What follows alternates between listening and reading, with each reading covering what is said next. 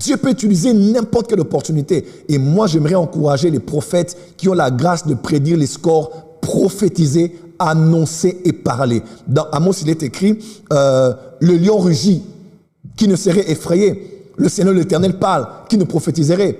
C'est effet, action-réaction. Si un lion entre là où vous êtes à la maison aujourd'hui et rugit, qui ne sera pas effrayé? Tout le monde aura peur. Il n'y aura pas une seule personne qui sera exemptée de la peur parce que le lion a rugi. Et le prophète dit, maintenant si le Seigneur parle, qui va être exempté de la capacité de prophétiser? Laisse-moi vous dire, Dieu parle encore aujourd'hui. Je vous raconte une petite histoire. Il y a un des hommes qui est un de mes pères dans le prophétique et un de mes mentors. J'ai été très proche de lui, je le suis encore aujourd'hui, le prophète Hubert Angel. J'ai souvent parlé de lui, beaucoup de gens le voient au Zimbabwe, c'est un Zimbabwéen. Mais j'aimerais vous dire mon propre témoignage à ses côtés. J'ai été moi-même dans la maison d'un homme au Zimbabwe, à Harare. Lorsque j'étais déjà à la résidence de ceux de l'ambassade du Congo, à Harare au Zimbabwe. Et puis quand j'étais avec lui et qu'il était là, où la prophétesse Beverly Angel, j'étais chez eux à la maison. Donc j'ai vécu avec l'homme. Et laissez-moi vous dire les choses que j'ai vues. Moi, je suis prophète, je connaissais le prophétique. Dieu dit, il va te sauver. Dieu a un plan pour toi. Dieu t'aime. Mais c'est la première fois que je vois quelqu'un, je le rencontre comme ça, il me dit, tu t'appelles Tatou, ton père est mort. Tu auras un grand magasin d'habillement dans un lieu qui s'appelle Gomé chez vous. Tu es né le 4 octobre. C'était c'est comme on dit, le pionnier du mouvement prophétique. C'est lui qui a révolutionné le prophétique. Quand je suis allé pour le voir, je vis au Burundi, je suis allé le voir à Harare. Je vous raconte le témoignage de ce que j'ai vécu moi-même d'un prophète qui annonce les scores de match de football. Qui es-tu pour avoir ouvrir la bouche et vouloir être le plus mature d'entre nous tous pour dire ce qu'un prophète doit ou ne doit pas prophétiser? Tu n'es pas la place de Dieu. Dieu parle de tout. Regardez les Écritures, Dieu a parlé de tout. Si Dieu peut parler des scores du match de football pour attirer l'attention sur lui qui est capable de parler encore aujourd'hui, en qui le monde doit recourir. Moi, je crois à 100% qu'un prophète peut prophétiser et s'il a la grâce, il doit prophétiser sur les scores pour encourager le peuple qui s'attend à un résultat ou préparer à ceux qui s'attendront à un résultat d'échec. Pourquoi pas utiliser cette opportunité pour que les regards regardent Moïse et que Moïse élève le serpent des reins, n'est-ce pas? Que les hommes regardent l'homme et que l'homme attire les regards vers le Dieu qu'il a utilisé. Dieu peut utiliser n'importe quelle opportunité. Et moi, j'aimerais encourager les prophètes qui ont la grâce de prédire les scores, prophétiser, annoncer et parler. Dans Amos, il est écrit, le lion rugit, qui ne serait effrayé. Le Seigneur l'Éternel parle, qui ne prophétiserait. C'est effet, action-réaction. Si un lion entre là où vous êtes à la maison aujourd'hui et rugit, qui ne sera pas effrayé? Tout le monde aura peur. Il n'y aura pas une seule personne qui sera exemptée de la peur parce que le lion a rugi. Et le prophète dit, maintenant si le Seigneur parle, qui va être exempté de la capacité de prophétiser? Laisse-moi vous dire, Dieu parle encore aujourd'hui. Je vous raconte une petite histoire. Il y a un des hommes qui est un de mes pères dans le prophétique et un de mes mentors. J'ai été très proche de lui, je le suis encore aujourd'hui, le prophète Hubert Angel. J'ai souvent parlé de lui, beaucoup de gens le voient au Zimbabwe, c'est un Zimbabwéen. Mais j'aimerais vous dire mon propre témoignage à ses côtés. J'ai été moi-même dans la maison d'un homme au Zimbabwe, à Harare. Lorsque j'étais déjà à la résidence de ceux de l'ambassade du Congo, à Harare au Zimbabwe. Et puis quand j'étais avec lui et qu'il était là, où la prophétesse Beverly Angel, j'étais chez eux à la maison. Donc j'ai vécu avec l'homme. Et laissez-moi vous dire les choses que j'ai vues. Moi, je suis prophète, je connaissais le prophétique. Dieu dit, il va te sauver. Dieu a un plan pour toi. Dieu t'aime. Mais c'est la première fois que je vois quelqu'un, je le rencontre comme ça, il me dit, tu t'appelles Tatou, ton père est mort. Tu auras un grand magasin d'habillement dans un lieu qui s'appelle Gomé chez vous. Tu es né le 4 octobre. C'était c'est comme on dit, le pionnier du mouvement prophétique. C'est lui qui a révolutionné le prophétique. Quand je suis allé pour le voir, je vis au Burundi, je suis allé le voir à Harare. Je vous raconte le témoignage de ce que j'ai vécu moi-même d'un prophète qui annonce les scores de match de football. Avant, je me disais, non, prêchez la repentance, Jésus est Dieu, l'enlèvement de l'Église, jusqu'à ce que je découvre que le ministère prophétique n'est pas limité qu'à dire aux gens, repentez-vous ou le ciel. Dieu utilise les prophètes de diverses manières pour glorifier son nom. Le prophète Hubert Angel est un prophète que j'ai fréquenté, je peux vous dire, Margaret Thatcher est mort. Il a annoncé 3 ans à l'avance l'année de sa mort. Il a annoncé le mois. Il a annoncé le jour. Il a annoncé la chapelle où elle allait être exposée. Il a annoncé ça plus de 5 fois. C'est sur YouTube aujourd'hui. Quand tu regardes ça, tu te dis, mais je savais que Dieu parle, mais pas autant. Voyez-vous? C'est pour ça que des fois, il faut fréquenter certaines grâces, certaines onctions pour réaliser ce que les hommes sont capables d'opérer en esprit avec Dieu. Est-ce que quelqu'un est avec moi? Est-ce que je peux avancer? Est-ce que je peux avancer? Et il a annoncé un attentat qu'elle allait avoir à l'aéroport du Kenya et comment ça allait se passer. Et même le jour où elle est... Mes frères et sœurs, quand j'ai vécu ça, j'ai dit, mais je connaissais Dieu au Congo, j'ai vu Dieu parler, mais j'ai jamais vu Dieu parler autant avec des détails sur des choses, même des fois inutiles. J'étais avec le garde du corps du prophète Angel, il est très, très baraqué, il s'appelle Terence. Et il me disait, papa, il me parlait du prophète, il disait, le prophète, dernièrement, il m'a choqué. Il dit, j'étais à la maison avec ma femme, ça n'allait pas, elle m'avait énervé, j'étais sur le point de lever la main sur elle. Et le prophète m'a appelé, il m'a dit, qu'est-ce que tu veux faire?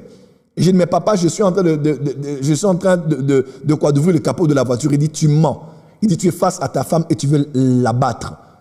Et il a dit, cet homme-là, il peut voir des choses que tu ne peux pas imaginer. Et moi, j'ai vécu avec lui, je suis encore en contact avec lui. Les choses que j'ai vécues, je me suis dit, mais est-ce qu'un prophète peut voir des choses comme ça?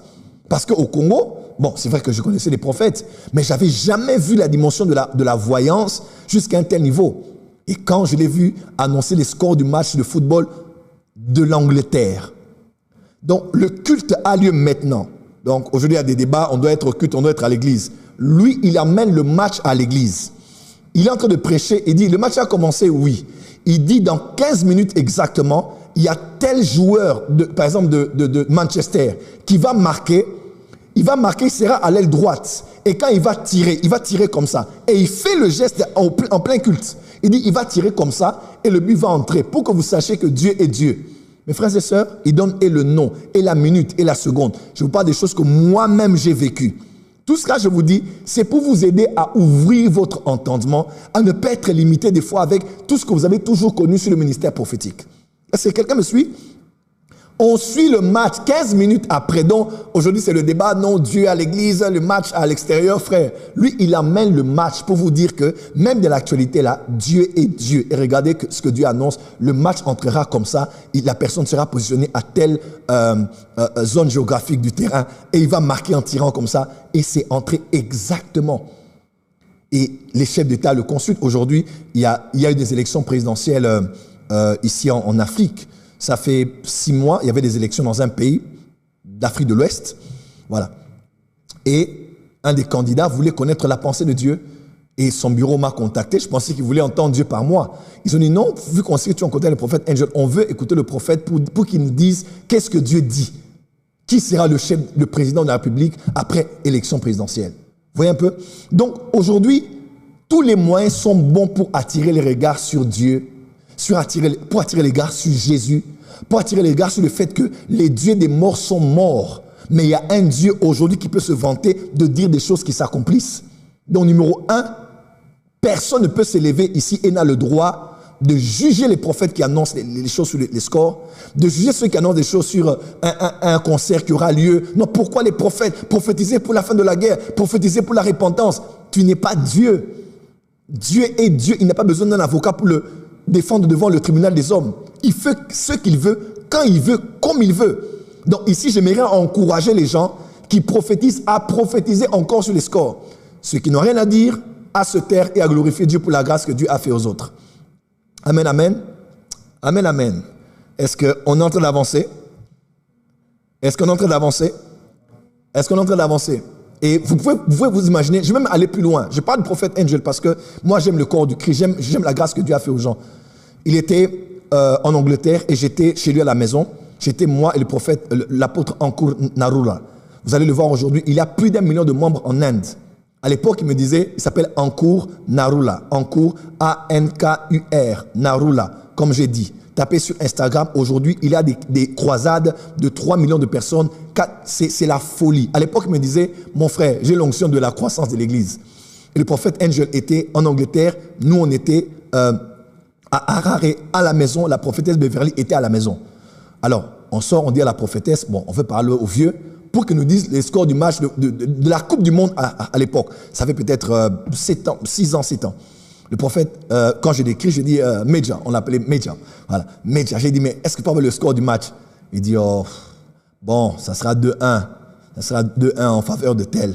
Et ils vont marquer les 2 autres buts à la deuxième mi-temps. Et donc, en temps normal, si je voulais faire le prophète à l'époque, j'allais faire un live pour dire ainsi par l'Éternel. Tout ce qu'il disait, je vous dis, tout et tout. C'est pas, bon, il faut prier. Tout ce qu'il a donné comme score, moi, Joël Francis Tatou, devant le Dieu que je sers, j'ai répertorié 4 à 5 résultats. Et la dernière chose que j'aimerais dire, que vous le croyez ou pas, je vous le laisse comme ça. Une fois maintenant, ça se termine et je lui pose la question, il me dit, bon, donne-moi le score que tu veux. Je lui dis, le score que je veux, c'était le Pays-Bas qui jouait. Je ne sais plus c'était quel pays qui jouait. J'ai dit, bon, j'ai posé la question à la prophète. J'ai dit, est-ce qu'il est capable de faire ça? Elle m'a dit, mais c'est des choses qu'il fait tout le temps.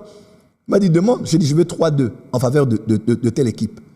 Tu peux ne pas me croire. En tout cas, il n'y a que les hommes spirituels ou les hommes prophétiques qui peuvent comprendre la fréquence dans laquelle je parle. Mes frères et sœurs, le match s'est terminé à 3-2. J'étais monté sur la table de leur salon.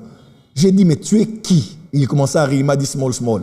J'ai dit, mais comment Dieu peut opérer comme... Frère, ce n'est pas parce que tu n'as pas vu la planète Mars qu'elle n'existe pas. Elle existe. Ce n'est pas parce que tu ne vois pas le microbe qui est dans ta paume de ta main droite que ça n'existe pas. C'est parce qu'une chose n'a pas été connue de toi qu'elle n'existe pas. Il y a des hommes qui opèrent avec Dieu, des hommes qui vivent des choses avec Dieu extraordinaires. Et moi, dans mon pays, je connais des hommes qui opèrent dans la prédiction. Quelqu'un m'a posé la question tout à l'heure. Tout à l'heure, vraiment, on me dit, mais prophète, parmi les prophètes alors, tout ça, qui prédisent des choses, toi, tu crois en qui? Dans mon pays, il y a plusieurs personnes. Il y a des hommes qui prophétisent terriblement de la prédiction. Terriblement. Je vous raconte une petite anecdote. Voilà. Je n'ai jamais dit ça, mais je vais dire ça pour une première fois. Je vais même le saluer l'homme de Dieu à qui dont je vais parler ici. Une fois, ça fait plusieurs années, en tout cas plusieurs années, j'ai été interpellé par certaines instances de sécurité du pays qui m'ont appelé. Je me permets de dire ça parce que c'était sous un autre mandat, ça fait très longtemps. Interpellé et on me dit, bon, prophète Joël Francis Tatou, nous t'avons appelé ici parce que tu aurais donné une prophétie très dangereuse sur un chef de l'État de l'Afrique et puis son épouse, tout ça. Et je dis, ok.